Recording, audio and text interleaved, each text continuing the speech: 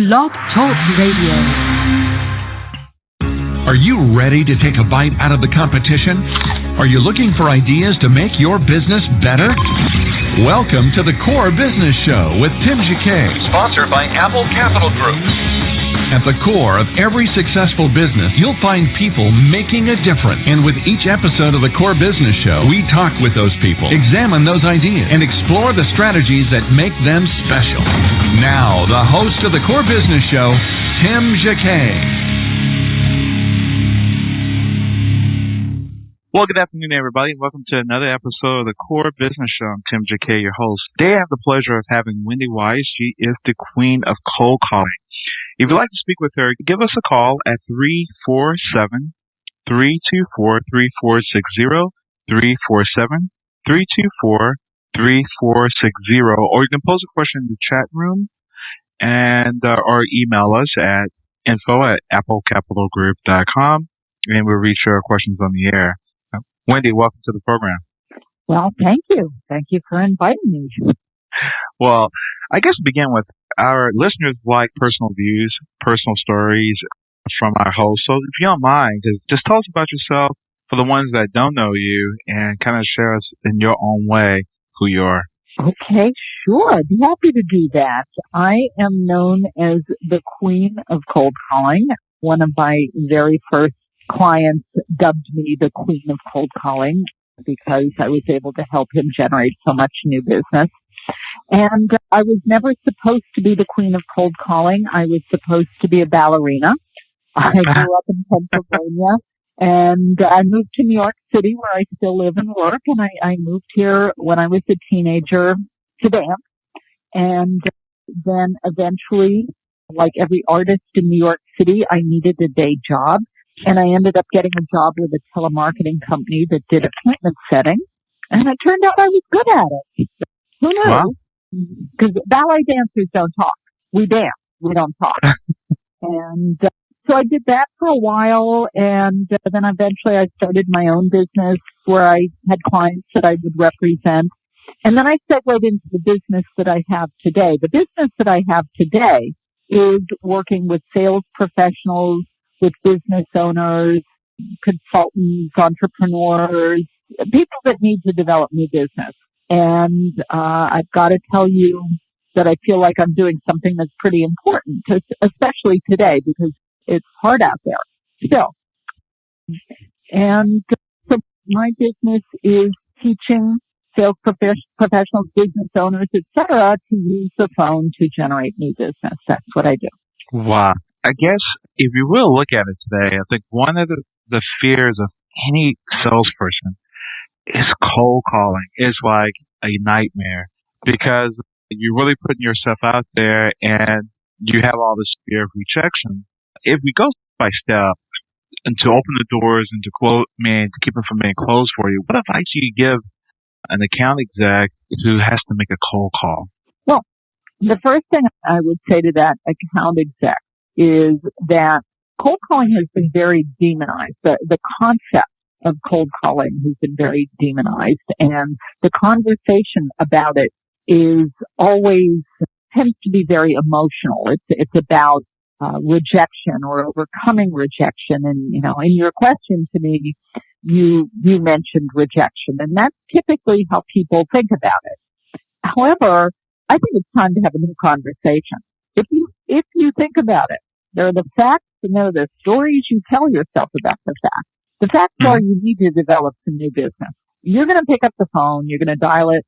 You're either going to reach the person you're trying to reach or not. When you reach that person, you're going to say something and they're going to say something. Those are the facts. The story, that's everything else. I'm bothering them. I'm interrupting them. They're going to say no. They're going to reject me, et cetera, et cetera. What if you believed instead that you were calling someone because you'd done your homework, you had a pretty good idea that this person had a problem that you could help them with. And when you made the phone call, they were actually really delighted that you contacted them because they did indeed need some help. Well, if that's what you believed about what you were doing, how would your ability to do it change? And also, how would your results change? And so what I would encourage anyone that's listening to this that needs to make prospecting calls is you do need to look at what you believe about what you're doing, because the belief that you're simply going to be rejected, that nobody wants to talk to you, and on, those are not beliefs that help you be successful at anything at all. And so I'm not saying here that you have to love the cold call. What I am saying is you really want to get to neutral, because neutral is a place you can function. Neutral is a place where you can learn the skills that you need to be effective doing this. But if you are scared to death and believe that it won't possibly work, then you're not going to be able to accomplish what you want to accomplish. What are the successful ingredients of making a successful cold call? We already identifying the problem that particular customer or client has.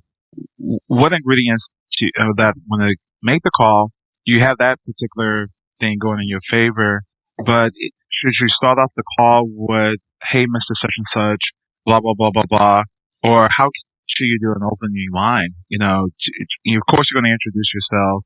Should you just make random conversation or just make the call really quick to the point? Okay, wow. That's a long, complicated question that you've just asked me. I'm going to take a step back. And because there are a lot of pieces that go into making successful calls. And the idea here is it's not so much about making one great call.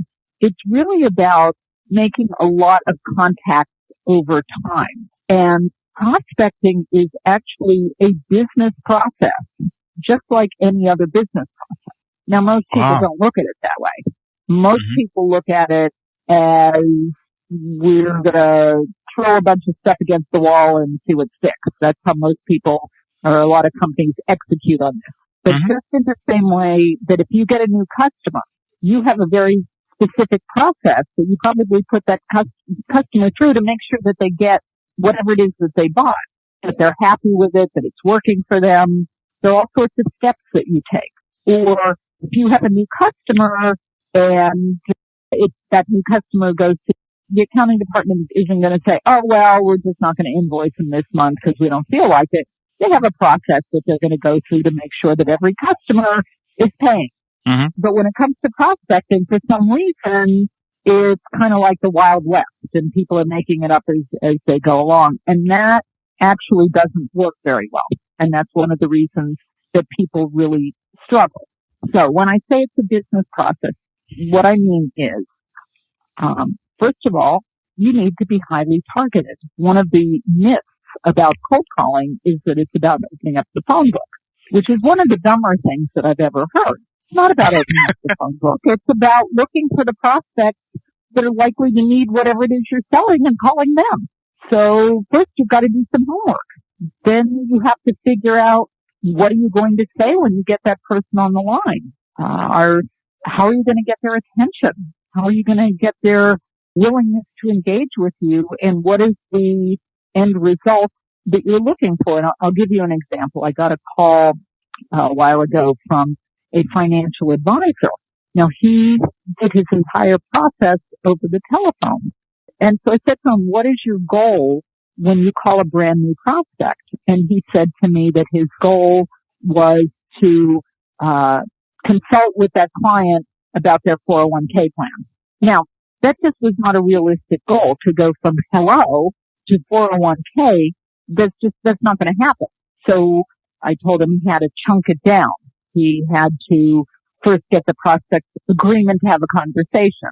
And then maybe the next step would be to answer some questions, to get specific answers to specific questions, and so on. So you need to, when you introduce yourself to a new prospect, what is your goal for that particular conversation? Decisions about whether you're going to leave voicemails or send emails. These are all kind of process questions, and how many times you'll call a prospect before you decide not to call them again for a while. So when you put all of these things together and you learn the skill, because bottom line, what we're talking about really is a communication skill. You've got the targeting, and you've got a process, and you've got messaging, and you've got skill, then it works. But most people pick up the phone and wing it and that's why it doesn't work for them.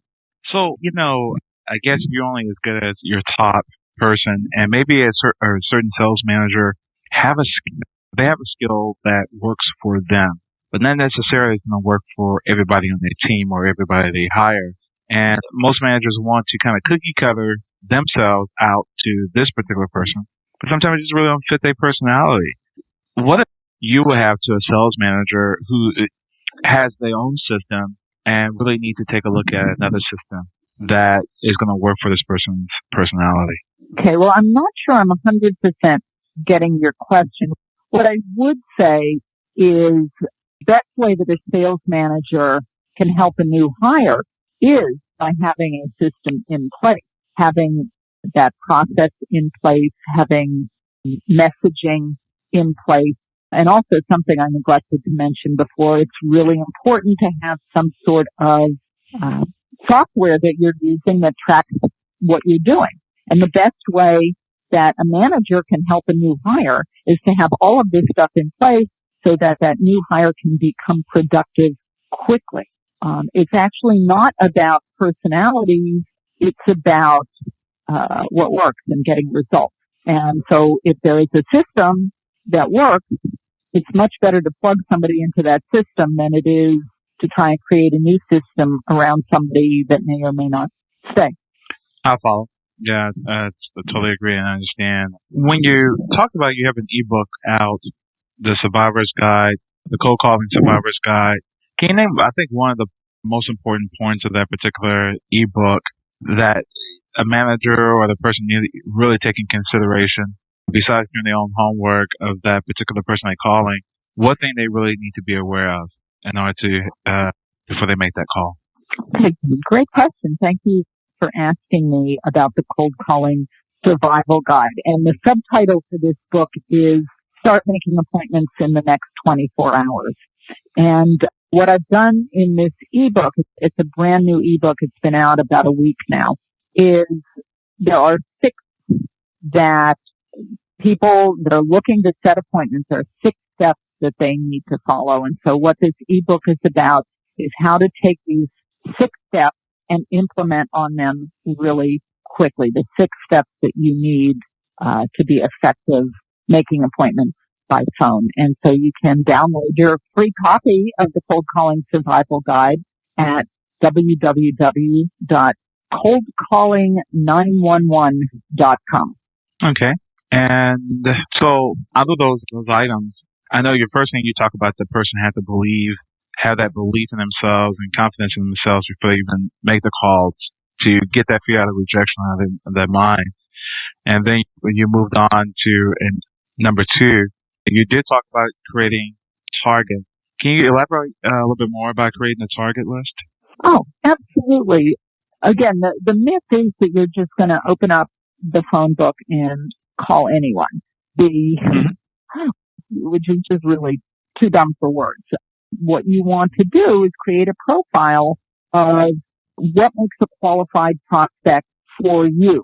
One of the biggest mistakes that I see is sales reps spending time chasing after prospects that are not, even if they bought something, they'd be teeny tiny customers. There are so many hours in the day, and your dial that's like your currency. So you want to make a decision about how you're going to spend your dials. And because there are only so many hours in the day that one can spend on the phone, you want to spend those dials by calling the best prospect for your market, whatever the definition of best prospect is. And so it is really important before you ever get on the phone and a manager can help their team by defining this. What are the concrete criteria that make a qualified prospect for your market?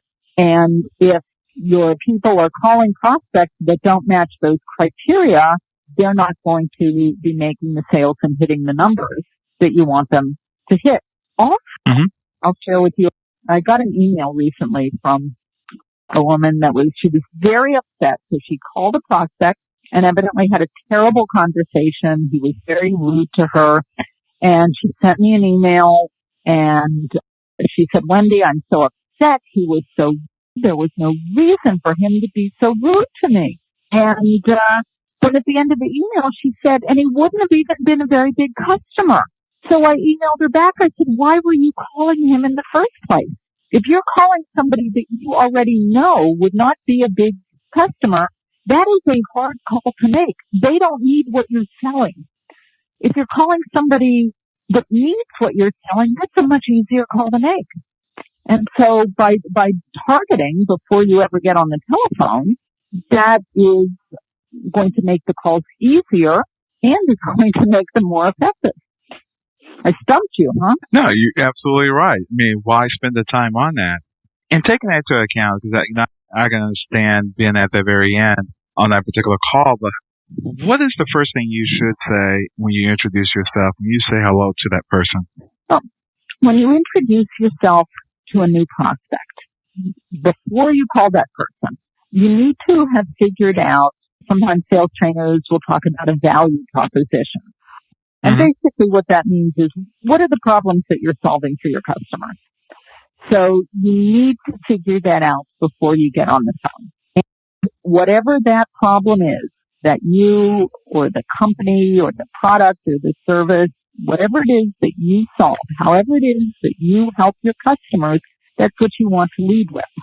So, for example, I'm looking for this email that I received so I can read it to you. Let's see. Okay, I'm not finding it really quickly, but I got an email from somebody that they were an insurance advisor, and he said that he called the process and he would just list all the things. They sell disability and whole life and a few other products. And he said he'd start to list the products they sell and people would hang up on him. And so then, in working with him, he became a client. We started to work on what are the problems that you solve for the clients that you work with. And he happened to work with younger people that had just gotten married, that wanted to have kids and wanted to save for college. And another population that he worked with were people that were heading towards retirement, and they wanted to make sure that they have enough money to retire. And so he would get on the phone, and instead of just listing all the products that he had, and what that does is it just makes you into a commodity. People think of it as a thing. And you get on the phone and you list all the things you have, and they think, I've already got that thing. I don't need another thing. So instead, he started talking about the problems that he was solving. If he was talking to somebody that was heading towards retirement, he'd talk about how he's able to help people have a safe and secure retirement. Whereas if he was talking to younger married couples, he'd talk about how he was able to help couples have children, that had children save for their college education. So the reaction he got after he made those changes, everything had totally turned around for him.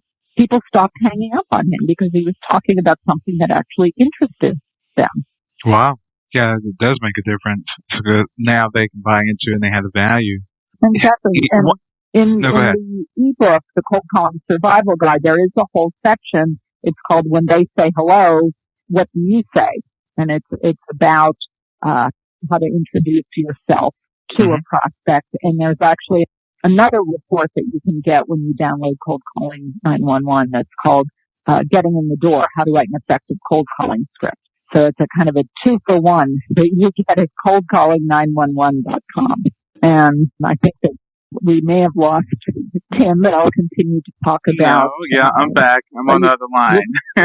Okay, welcome back. Welcome back. Thank you. I appreciate it. You know these notorious gatekeepers that a person has to get through.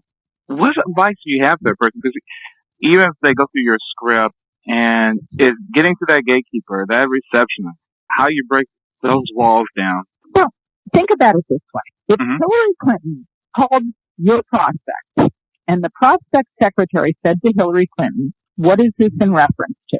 I am willing to bet that Hillary Clinton would not say, oh, well, I'm the Secretary of State, and before that I was a presidential candidate, and before that I was the senator from New York State, and before that I was the First Lady. Maybe you've heard of me. She'd probably say something like, this is Hillary Clinton, or this is Hillary Clinton, is she there? Or please tell her it's Hillary Clinton. Now, I know what you're all thinking. You're thinking, hey, Wendy, I'm not Hillary Clinton. I'm not famous. Doesn't matter. Whatever you may think about Hillary Clinton, and I know some people love her, some people hate her, the woman has a lot of confidence. And so when a gatekeeper says, what is this in reference to? The answer can simply be your name, said with a whole lot of confidence. Please tell whatever the prospect's name is that your name is on the line. And if you say it with a lot of confidence, most of the time, if the prospect is there, that is really all you need to say. The problem is that people get on the phone and they hem and they haw and they sound very insecure and they sound scared, and then the gatekeeper will not put their call through. Wow. Why a cold call why would you call it a cold call? I mean, in the sense that technically it is a cold call, and you're trying to get through the gatekeeper and try and get to the prospect themselves. And people have difficulty to get through a cold call. What things can they do to keep themselves from being so nervous? I know you mentioned to speak with confidence and so forth, but any other suggestions you normally will advise a person not to be so scared, afraid of a cold call? Think that there someone like Hillary or Ronald Reagan or someone.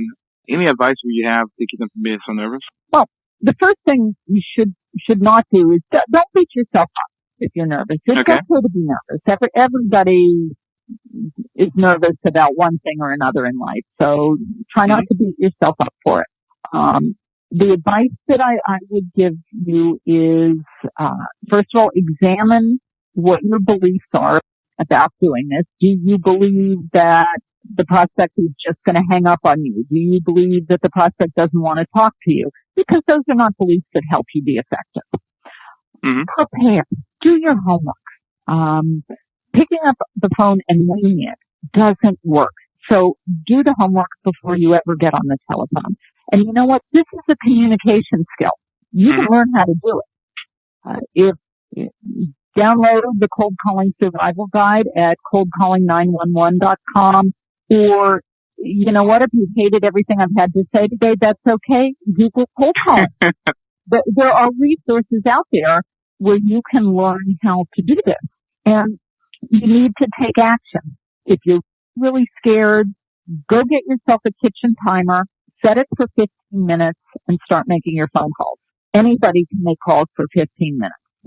At the end of that time, when the timer goes off, you're done. Go do something else. And then do the same thing next day, and the next day, and the next day. And what you'll find over time is you'll be less and less uncomfortable. You overcome fear by taking action. There's a lot of talk these days about the law of attraction. I don't actually believe in the law of attraction. I believe in the law of action. Wow. If you're talking about, for example, if you go to a voicemail, how should a person leave a message for a voicemail if they do get a person's voicemail? Because I'm sure the gatekeeper might transfer you to a voicemail. Well, the chances of somebody calling you back if you leave one message, fairly minimal. But we've had a lot of success with clients doing voicemail campaigns where you leave a series of messages over time, and you do it in conjunction with email, if you've got an email address. So, for example, you might do a 4-call sequence where you have 4 different voicemail messages that focus on how you help your customers. Each message is different, and you're going to leave one message per week. And if you've got the prospect email address, when you leave a voicemail message, you also send them an email that says essentially the same thing that you've said in that particular voicemail. And the very last message is slightly different. If it's a 4-call sequence, the first 3 messages would be about how you help your customers. And in the last message, I call it the move on message, but you essentially tell the prospect that you won't be calling them again because you haven't heard back from them and you don't want to be a pest. And that's actually the most returned message. Wow. And then if you don't hear back from that prospect, if you still think that's a good lead, you can take that lead and recycle it maybe 6 months out and try that person again. But the thing is that you've reached out, if you're doing a 4-call sequence, you've actually reached out to that particular prospect 8 times if you've got their email address, because you've left a voicemail and you sent an email. And it greatly increases the chances that somebody will return a call. Are there some companies that are real small? They have a CRMs, and these CRMs, I think I saw something on your site that you can recommend that would be a good fit for them, that's not really difficult to learn, and they can follow the process? Okay. The software that I recommend is actually called Clips, KLPZ, and it is made by Contact Science. That's contactscience.com. Use the code THEQUEEN, THEQUEEN, and you'll get a discount on it. And this is prospecting software. It's not actually CRM. Okay. But it's very efficient software for prospecting. And mainly, kind of explain what's the difference between the software from there versus just a regular CRM. Well, CRM is customer relationship management software, and it manages relationships. Prospecting, when you're prospecting, you don't have a relationship with this person yet. You're trying to build a relationship. So they really have two different functions. Okay. And so CRM is a wonderful tool for managing relationships that you do have. Prospecting software is for starting those relationships. Okay. Last few questions real quick. I think in your commonly asked questions you have here, what is the low-hanging fruit syndrome? The low-hanging fruit syndrome. It kind of manifests in 2 different ways. One way that it manifests is people that are making business-to-business calls. In business-to-business calls, the rule is you really want to call the highest level person that you think is the decision maker. But what happens is people call low. They think it's easier to call a manager than to call a director, or that it's easier to call a coordinator than to call a vice president. The opposite is actually true. It is easier to call higher level people, because if you've got something compelling to say to them, they will listen to you and they will make a decision. So that's one example of the low-hanging fruit, that people, they waste their time, because what that does, when you call a coordinator rather than a vice president, or a manager rather than a director, if the decision is made on the director or vice president level and you're talking to the coordinator, all that happens is that person is then going to say, well, I need to ask my boss. And you have totally lost control of what's going on. So you're much better off starting out high. The other way that it manifests itself is that, and this goes back to what we were saying about targeting, is if your sweet spot is companies with a revenue of $25 million. I'm just making this up, but let's say that's your sweet spot. Lots of times reps will think it's easier to call companies that have $5 million in revenue. But it's not really, because if the 25 number really is your sweet spot, there's a reason for it that won't be there at the $5 million mark. And so it just makes it harder. And if they do close the sale, it's going to be a teeny-weeny sale instead of the larger sale that you might have gotten if they were calling well-targeted leads. Okay. Last couple of questions real quick. Has an email and social media replaced cold calling? No. Absolutely not. I'll read you a study here. I'm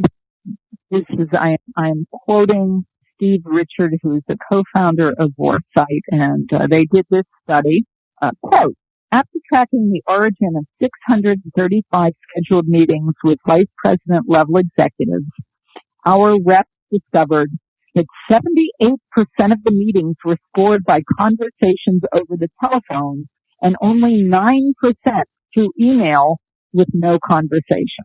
78% conversation over the telephone, 9% email. I just saw a similar study last week. MarketingSherpa.com had a study, and I don't have it in front of me, but it was very similar numbers where they tracked meetings that were scheduled, and they did it with an email campaign. They actually sent out an email first, and then they called up the prospect. And very similar numbers where the numbers were much, much higher when a rep talked to the person over the telephone versus just sending out an email. So Wow.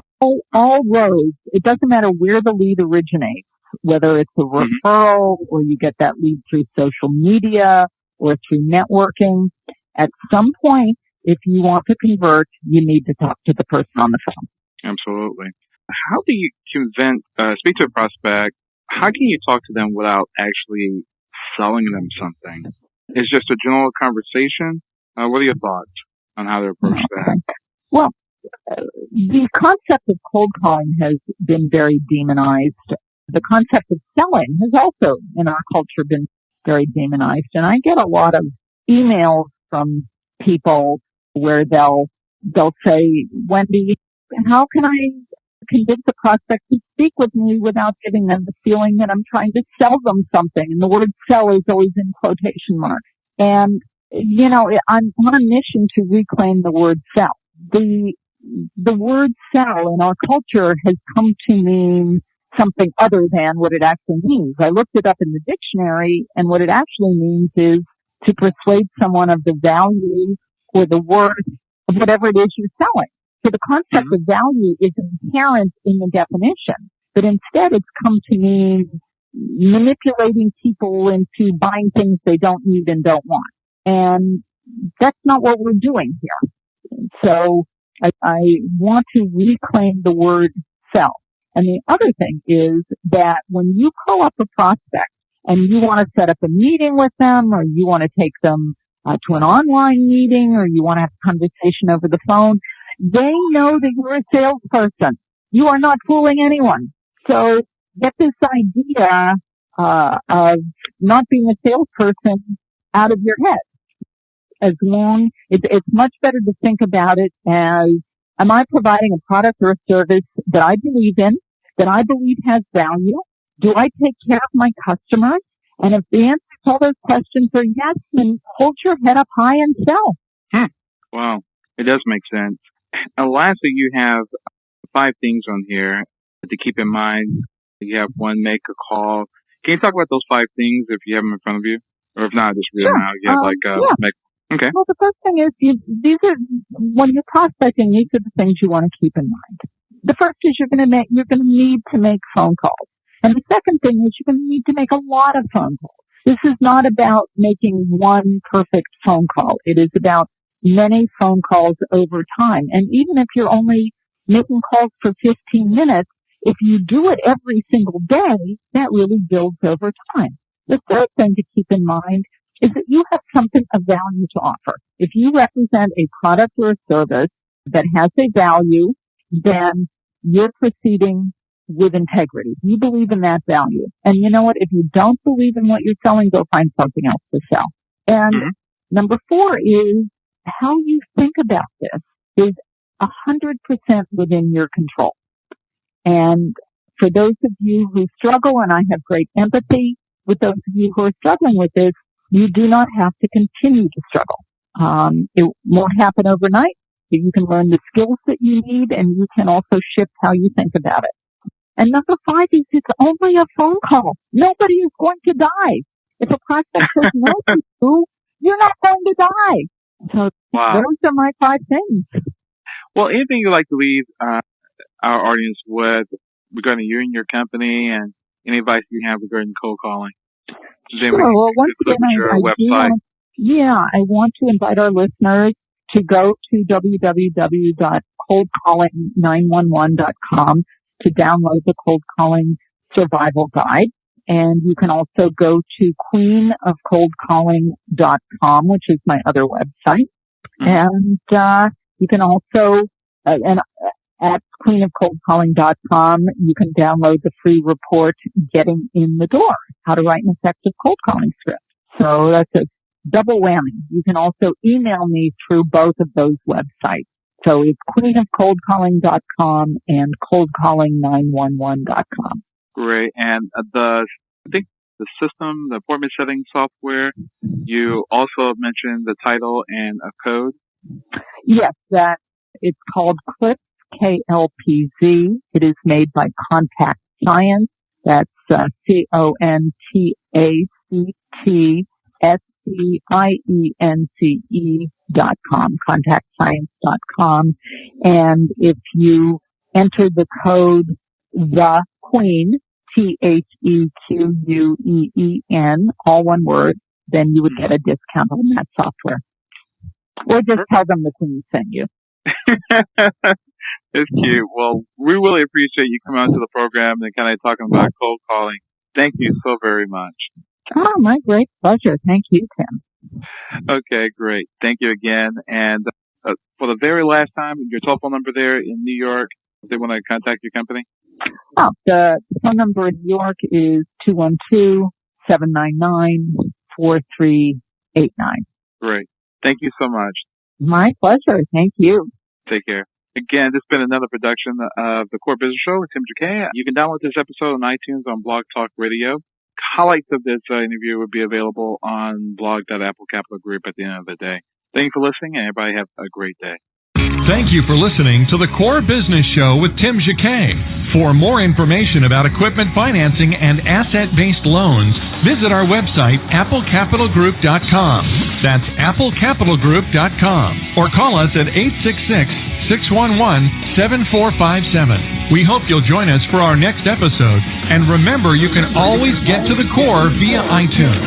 You'll find all our previous episodes there. And thanks again for listening to the Core Business Show with Tim Jacquet.